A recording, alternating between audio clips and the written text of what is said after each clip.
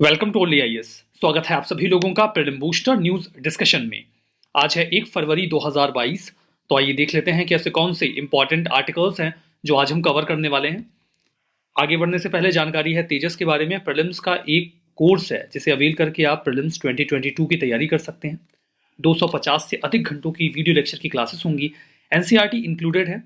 Further 500 days के लिए subject wise current affairs lectures इसमें प्रॉपर तैयार किए गए हैं। 15 फुल लेंथ टेस्ट भी हैं और मेंटरशिप एक इंपॉर्टेंट पार्ट है इसका।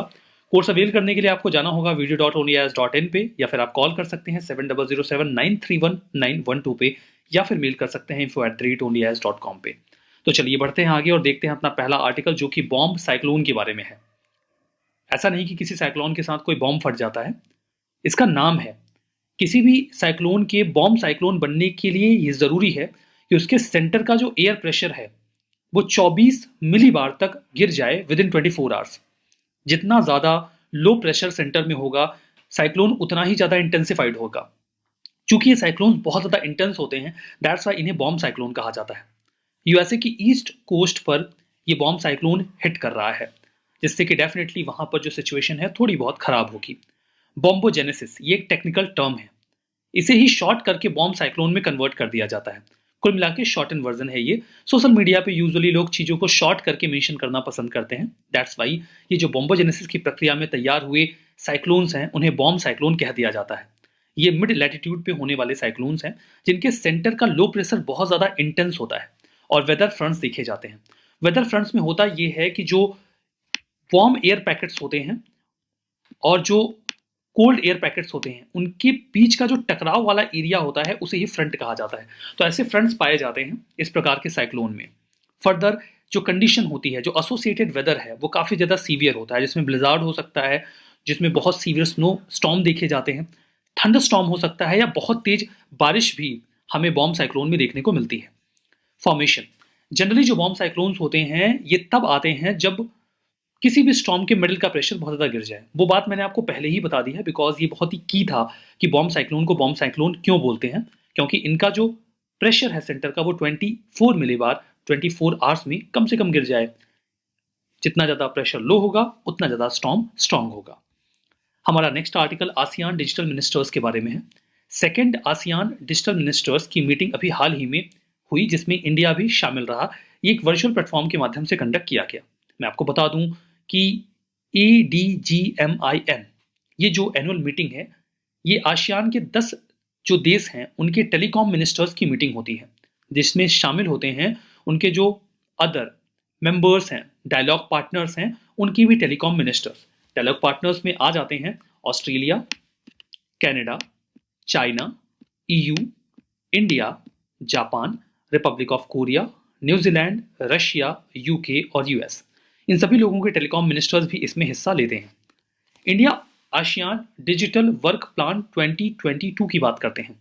इस मीटिंग के दौरान कई सारे मुद्दों पर बातचीत की गई। उसी दौरान ये भी बात हुई कि डिजिटल कोऑपरेशन रीजनल लेवल पर बढ़ाया जाएगा। मतलब ये सभी देश आपस में अपने कोऑपरेशन को एनहेंस करेंगे ताकि डिजिटल इंक्लूजन और इंटीग्रेशन को बढ़ावा मिले। In between India ASEAN digital work plan 2022 भी अप्रूव किया गया। इस वर्क प्लान के अकॉर्डिंग इंडिया के लिए एक ऐसा सिस्टम हम तैयार करने की कोशिश करेंगे आसियान के साथ मिलकर, जहां पर ऐसे मोबाइल हैंडसेट जिन्हें चुरा लिया जाता है उन्हें कॉम्बैट किया जा सके। Further wifi access network interface भी तैयार किया जाएगा ताकि पब्लिक इंटरनेट को पूरे भारत में पहुंचाया जा सके। कैपेसिटी बिल्डिंग की जाएगी, नॉलेज शेयरिंग पे फोकस किया जाएगा उन सभी इंफॉर्मेशन एंड कम्युनिकेशन टेक्नोलॉजी वाले एरियाज में, यानी कि ICT में, जहां पर दोनों देश आपस में कोऑर्डिनेट कर सकते हैं। बात की जाएगी internet of things, 5G, advance satellite communication, cyber forensics और बाकी सब मुद्दों पर भी आसियान और इंडिया आपस में कोऑर्डिनेट करेंगे। हमारा नेक्स्ट आर्टिकल लिथुआनिया के बारे में है। चाइना हाल फिलहाल में काफी ज्यादा एग्रेसिव रहा है लिथुआनिया की तरफ। चाइना ने लिथुआनिया से आने वाले इंपोर्ट को पूरी तरीके से रोक रखा है। इसका कारण चाइना की एक चिढ़ है, जो इस वजह से आई बिकॉज हमें पता है कि जो ताइवान है उसको लेकर चाइना बहुत ज्यादा सेंसिटिव रहता है। वो नहीं चाहता कि दुनिया का कोई भी देश ताइवान को एक इंडिपेंडेंट कंट्री का दर्जा दे। इसीलिए जब भी कोई डिप्लोमेटिक सेटअप या डिप्लोमेटिक पार्टिसिपेशन ताइवान किसी देश के साथ करता है तो वो देश उसे ताइवान नाम नहीं रखने देता, बल्कि जो नाम इस्तेमाल किया जाता है वो होता है चाइनीज ताइपी। लेकिन अभी हाल ही में क्या हुआ कि ये बेसिकली ऐसे देशों की पॉलिसी होती है जो वन चाइना पॉलिसी को ऑप्ट करते हैं। मतलब वो ताइवान को डिप्लोमेटिक असिस्टेंस या पार्टिसिपेशन देते तो हैं, लेकिन ताइवान के नाम से नहीं देते, बल्कि चाइनीज ताइपी के नाम से देते हैं। इसका सिंबल ये होता है कि ये जो ताइवान है ये चाइना का हिस्सा है। अभी क्या हुआ कि लिथुआनिया में वो अपना एक डिप्लोमेटिक सेटअप बना रहे थे।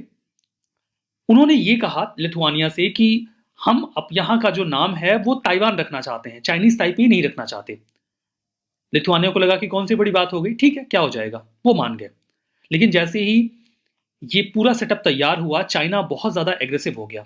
वो बहुत ज्यादा नाराज है लिथुआनिया के ऊपर कि उन्होंने ताइवान नाम कैसे इस्तेमाल करने दिया, और उसके बाद उन्होंने लिथुआनिया का जो भी पूरा ट्रेड था उसे ब्लॉक कर दिया। काफी लंबे समय से प्रयास किया गया यूरोपियन यूनियन के द्वारा, बिकॉज जो लिथुआनिया है वो ईयू का पार्ट है, कि चाइना के इस एग्रेसिवनेस को रोका जा सके, लेकिन चाइना मानने को तैयार नहीं था। फाइनली यूरोपियन यूनियन ने चाइना के अगेंस्ट में एक्शन ले लिया है डब्ल्यूटीओ में कि वो गलत तरीके से लिथुआनिया को टारगेट कर रहा है ट्रेड इशू पर, ताइवान के स्टांस को आधार बनाकर। बात करते हैं लिथुआनिया के बारे में। लिथुआनिया नॉर्थ ईस्टर्न यूरोप का एक छोटा सा देश है। यहां पर देखिए ये जो रेड स्पॉट आपको दिख रहा है ये लिथुआनिया है। लिथुआनिया के आसपास के देशों में आप देखें तो यहां पर इसके नॉर्थ में आपको मिलेगा लातविया, फर्दर आपको इसके ईस्ट और साउथ में मिलेगा बेलारूस, आपको इसके साउथ वेस्ट में मिलेगा एक तो पोलैंड, और ये हिस्सा जो मैं यहां पे एकदम कलर कर रहा हूं इसे ध्यान से देखिएगा, ये रशिया का ही पार्ट है, कैलिनिनग्रैड। ये रशिया का हिस्सा है, हालांकि रशिया के मेनलैंड से थोड़ा दूर है, बट है रशिया की। फर्दर वेस्ट में है बाल्टिक सी। तो लिथुआनिया की लोकेशन आपने यूरोप के मैप में देख ली, ये उसका ब्रॉडर मैप है जो आपको यहां पे दिख रहा है। यूरोपियन यूनियन में लिथुआनिया को एडमिट किया गया था 2000 सॉरी यहां पर लिथुआनिया को एडमिट किया गया ईयू और नाटो दोनों में ही 2004 में, और इसकी कैपिटल है विल्नियस। उम्मीदन ये आर्टिकल आपने समझा होगा। हमारा नेक्स्ट आर्टिकल बैड बैंक के बारे में है। अभी हाल ही में जो एक प्रपोजल था उसे अनाउंस कर दिया गया है 2021 के बजट में। बैड बैंक को लेकर जो एक डील थी जो कि लॉस लेडन बैंकिंग सिस्टम को सही करने को लेकर थी, उसे फाइनली रेगुलेटरी अप्रूवल्स मिल गए हैं। इसके तहत बनाया जाएगा एक नया बैड बैंक जिसे नाम दिया जाएगा NARCL। इसका फुल फॉर्म होगा नेशनल एसेट रिकंस्ट्रक्शन कंपनी। ये एक प्रपोज्ड बैड बैंक है जो बनाया जाना है। इसके लिए अभी अनाउंसमेंट हो गई, जैसे बातचीत तो 2021 ये जो बजट था उसमें चल रही थी, बट फाइनली इसे अभी एक अप्रूवल दे दिया गया है और 2021-22 के बजट में इसे अनाउंस किया गया था। अब उसे बनाने को लेकर प्रॉपर फ्रेमवर्क तैयार कर लिया गया है, अप्रूवल्स दे दिए गए हैं। जो प्लान है इसके तहत एक ऐसा बैड बैंक तैयार किया जाना है जो 500 करोड़ या उसके ऊपर के बैड लोन्स परचेज कर सकता हो। उसके पास होगा एक ARC यानी कि एसेट रिकंस्ट्रक्शन कंपनी, और दूसरा एसेट मैनेजमेंट कंपनी। अगर उन्होंने किसी भी कंपनी के बैड लोन एक्वायर किए हैं तो जहां से भी वो लोन आया है उनके एसेट को ये एक्वायर करेंगे, उन्हें मैनेज करने का काम या फिर उनके रिकंस्ट्रक्शन का काम यही बैड बैंक करेगा, जो उनके बेकार एसेट्स हैं उन्हें मैनेज करने को लेकर। ये जो नई एंटिटी है ये कोलैबोरेट करेगी पब्लिक और प्राइवेट सेक्टर दोनों के ही साथ। देखिए होता क्या है कि जैसे मान लीजिए कोई एक बैंक है, बैंक लोन देता है, जो लोन दिया जाता है उसे ही बैंक का एसेट कहा जाता है। जिसने भी लोन लिया है अगर वो 3 महीनों तक यानी कि 30 × 3 9 यहाँ पर 90 दिनों का समय आता है, इन 90 दिनों में अगर उन्होंने ना तो कोई इंटरेस्ट चुकाया और ना ही कोई कैपिटल पेमेंट किया है, इन दैट केस उस लोन को NPA यानी कि नॉन परफॉर्मिंग एसेट की कैटेगरी में डाल दिया जाता है। अगर कोई लोन NPA में कन्वर्ट हो गया मतलब ये कंसर्निंग मुद्दा होता है। अगर कोई लोन बहुत लंबे समय तक नहीं आता है तो वो धीमे धीमे बैड लोन में कन्वर्ट हो जाता है, और फिर उसे एड्रेस करने के लिए हमें बैड बैंक्स की जरूरत पड़ती है। यहां पर जो बैड बैंक बनेगा वो एक स्टेट ओन्ड बैंक्स के द्वारा ही ओन किया जाएगा, जिसे मदद मिलेगी IDRCL के द्वारा यानी कि Indian debt resolution company limited के द्वारा। कुल मिला के इसे एक प्राइवेट और पब्लिक के कोलैबोरेशन के साथ तैयार किया जा रहा है। दैट्स वाई ये एग्जिस्टिंग ARC यानी कि एसेट रिकंस्ट्रक्शन कंपनी से अलग होगा, क्योंकि इसका कैरेक्टर जो है वो पब्लिक सेक्टर का होगा, गवर्नमेंट का इन्वॉल्वमेंट होगा, बिकॉज स्टेट ओन्ड बैंक्स के पास होगी मेजॉरिटी। जो ARC है वो बेसिकली कोशिश करती है कि जो भी लोन वो खरीद रहे हैं वो ज्यादा से ज्यादा डिस्काउंट पे मिल जाए, and that is the reason कि बैंक जल्दी उन्हें लोन देने को तैयार होते नहीं। सपोज करिए कि एक जो बैंक है उसके पास 100 करोड़ का NPA है, तो जो बैड बैंक है या ARC है वो उससे उन्हें ऐसा लगता है कि अगर वो रिकवरी करेंगे तो उन्हें 70 करोड़ मिल जाएंगे, तो वो कोशिश करते हैं कि वो बैंक से 60 करोड़ में वो लोन खरीद लें। इससे बैंक की शीट क्लियर हो जाएगी और वो उसके बाद जैसे तैसे रिकवरी कर लेंगे 70 करोड़ की, उन्हें भी कुछ प्रॉफिट हो जाएगा। ये जो कोशिश होती है एआरसी की कि कम से कम दाम में वो लोन परचेज कर लें, इसकी वजह से दिक्कत आती है और बैंक्स अपनी लोन देने को तैयार नहीं होते उतने डिस्काउंटेड रेट पे। इन दैट केस एक टसल की सिचुएशन बनी रहती है और एनपीए का मुद्दा रिजॉल्व नहीं हो पाता। चूंकि ये जो नया बैड बैंक है वो गवर्नमेंट बैक्ड होगा, तो ये क्लैशेस आने की संभावना कम होगी। यहाँ पे बताया गया है कि एआरसी क्या होती है। ये एक स्पेशलाइज्ड फाइनेंशियल इंस्टीट्यूशंस होते हैं जो एनपीएस को हैंडल करते हैं। ये बेसिकली ऐसे बैंक जिनके पास बहुत ज़्यादा एनपीए है उसे खरीद लेते हैं, जिससे बैंक की जो बैलेंस शीट है वो क्लियर हो जाती है, हालांकि वो डिस्काउंटेड रेट पर होता है। जो एआरसीज होते हैं वो आरबीआई के अंडर में रजिस्टर्ड होते हैं और इनका लीगल बेस होता है सारफेसी एक्ट।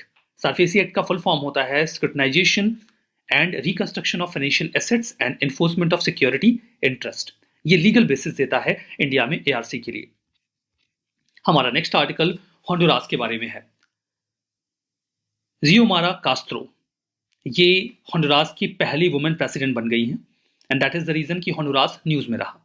होंडुरास एक सेंट्रल अमेरिकन कंट्री है। सबसे पहले लोकेशन देखिए, ये है नॉर्थ अमेरिका, यहाँ पर है कनाडा दैट इज यूएसए, ये है मैक्सिको। यहाँ पर जो येलो कलर में आपको एक देश दिख रहा है ये है होंडुरास। इस मैप को थोड़ा जूम करते हैं, ये देखिए यहाँ पर है होंडुरास। यहाँ पर आपको बेलीज दिख रहा है, ये है गुआटेमाला, यहाँ पे है एल सल्वाडोर, ये है निकारागुआ। तो आसपास के देश भी आपने देख लिए। सेंट्रल अमेरिकन कंट्री है एज आई टोल्ड यू, और यहाँ की कैपिटल है टेगुसिगाल्पा। ये लोकेटेड है कैरेबियन सी के बिल्कुल किनारे। इसके आसपास के देश हैं गुआटेमाला, एल सल्वाडोर, निकारागुआ। इन देशों को हमने मैप में भी देखा। गल्फ ऑफ फोंसेका भी आपको पैसिफिक ओशियन में इसके नजदीक मिल जाएगा, प्लस गल्फ ऑफ होंडुरास भी इससे लगता हुआ है। इसके अतिरिक्त जो होंडुरास है इसको मैक्सिको से 1838 में इंडिपेंडेंस मिली। ये अपने मेजो अमेरिकन कल्चर के लिए जाना जाता है। मैक्सिकन्स के अंडर में रहने से पहले होंडुरास स्पेन की कॉलोनी हुआ करता था and that is the reason कि होंडुरास में ज्यादातर बोली जाने वाली भाषा मैक्सिकन स्पेनिश है, मैक्सिकन नहीं है। जो कंट्री है ये एग्रीकल्चर पे लार्जली डिपेंडेंट होती है। नेचुरल डिजास्टर्स एंड हरिकेन से इसका पुराना नाता है। क्योंकि ऐसी लोकेशन पे है ये सब तो इन्हें फेस करना ही होगा।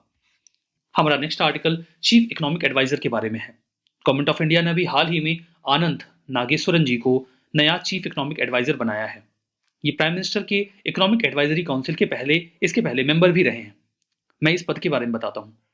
जैसे सबसे पहले तो आनंद नागेश्वरन जी के बारे में बात करें तो ये प्राइम मिनिस्टर की इकोनॉमिक एडवाइजरी काउंसिल के पहले मेंबर भी रहे थे। जो सीईए होते हैं यानी कि चीफ इकोनॉमिक एडवाइजर होते हैं वो रिपोर्ट करते हैं इंडिया के फाइनेंस मिनिस्टर को, और इनका पद सचिव यानी कि सेक्रेटरी के पद के इक्विवेलेंट होता है। ये डिपार्टमेंट ऑफ इकोनॉमिक अफेयर्स के हेड होते हैं जो मिनिस्ट्री ऑफ फाइनेंस के तहत काम करता है।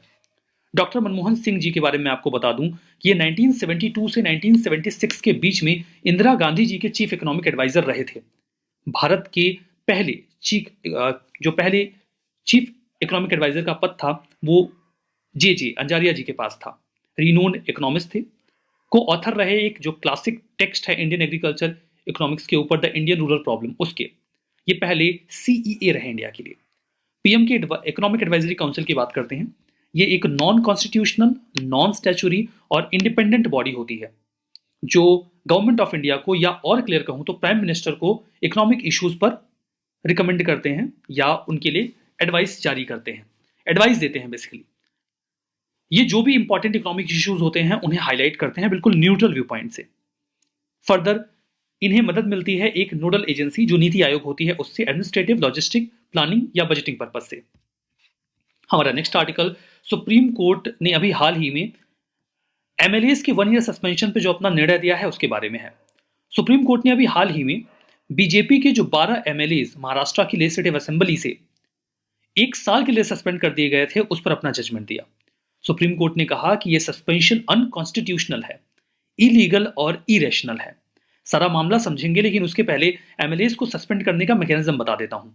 अगर हम स्पेसिफिकली महाराष्ट्र की लेजिस्लेटिव असेंबली की बात करें तो वहां के रूल्स में है रूल नंबर 53 जो ये कहता है कि किसी भी मेंबर को सस्पेंड करने का अधिकार स्पीकर के पास होगा और इस मुद्दे पर कोई वोटिंग नहीं होगी। रूल 53 क्या कहता है? रूल 53 ये कहता है कि स्पीकर किसी भी मेंबर को डायरेक्ट कर सकते हैं अगर उन्होंने उनके डिसीजंस नहीं माने, कंडक्ट को सही तरीके से फॉलो नहीं किया, वो डिसऑर्डरली बिहेव कर रहे थे, तो उन्हें असेंबली से तुरंत बाहर निकाला जा सकता है। फर्दर उन्हें यह भी कहा जा सकता है कि वो उस पूरे दिन में मीटिंग का हिस्सा नहीं रहेंगे। अगर वो ऐसी गलती दोबारा करते हैं तब उनसे कहा जा सकता है कि वो पूरे सेशन में पार्टिसिपेट नहीं करेंगे, वो जो एग्जिस्टिंग सेशन है जितने दिन चलेगा वो इसका हिस्सा नहीं रहेंगे। लेकिन इसमें कहीं ये नहीं कहा गया है कि किसी को 1 साल के लिए सस्पेंड कर दिया जाए, और यहाँ पर यही किया गया। ये सस्पेंशन 1 साल का था बिकॉज प्रिसाइडिंग ऑफिसर का ये कहना है कि उन्होंने मिसबिहेव किया। यहाँ पर सुप्रीम कोर्ट का क्या ऑब्जर्वेशन रहा, उन्होंने कहा कि नॉन सेट इन लॉ, ये लैटिन फ्रेज है जिसका मतलब होता है it is not his her deed, मतलब किसी भी व्यक्ति को 1 साल के लिए बाहर कर देना ये अनकॉन्स्टिट्यूशनल और इरेशनल है, ये सही नहीं है, और ये असेंबली की पावर के बियॉन्ड भी है बिकॉज उनके पास एक सेशन तक का ही राइट है। इतने लंबे समय के लिए अगर सस्पेंशन किया जाता है तो ये एक इरेशनल माना जाएगा, मतलब सही नहीं है, डेमोक्रेटिक सेटअप के भी खिलाफ है। एक सरकार जिसके पास मेजोरिटी है, सपोज वो कोलिशन गवर्नमेंट में हो, आपने उनके मेंबर्स को बाहर कर दिया 1 साल के लिए, तो सरकार अच्छे से काम ही नहीं कर पाएगी। अगर आपने अपोजिशन पार्टी के मेंबर्स को बाहर कर दिया तो अपोजिशन अच्छे से वर्क नहीं कर पाएगा। कुल मिला के ये किसी भी प्रकार से डेमोक्रेटिक सेटअप के लिए सही नहीं है कि किसी मेंबर को 1 साल के लिए बाहर कर दिया जाए, और यहाँ तो 12 मेंबर्स को 1 साल के लिए बाहर किया गया था, तो इसे अभी अनकॉन्स्टिट्यूशनल डिक्लेयर कर दिया गया है सुप्रीम कोर्ट के द्वारा। Let's have a revision. Bomb cyclone, जितना ज्यादा प्रेशर कम होगा स्टॉर्म उतना वीक होगा। बताइए क्या है सही क्या है गलत। ये गलत है, आपके सामने है, बिकॉज प्रेशर जितना कम होगा स्टॉर्म उतना स्ट्रांग होगा। ARC ये RBI के अंडर में रजिस्टर्ड होते हैं, that's true. Honduras Central American country है, that's also true. Chief economic adviser ये इंडिया के प्रेसिडेंट को रिपोर्ट करते हैं। अभी हमने पढ़ा कि ये फाइनेंस मिनिस्टर को रिपोर्ट करते हैं, so that will also be false. चलिए आज के सेशन को यहीं पर समाप्त करते हैं। सेशन की PDF आपको ओनली IAS के टेलीग्राम चैनल पर मिल जाएगी, वहां जाइए, चैनल को ज्वाइन करिए, PDF को डाउनलोड करिए और रिवीजन करना मत भूलिएगा। बहुत बहुत धन्यवाद।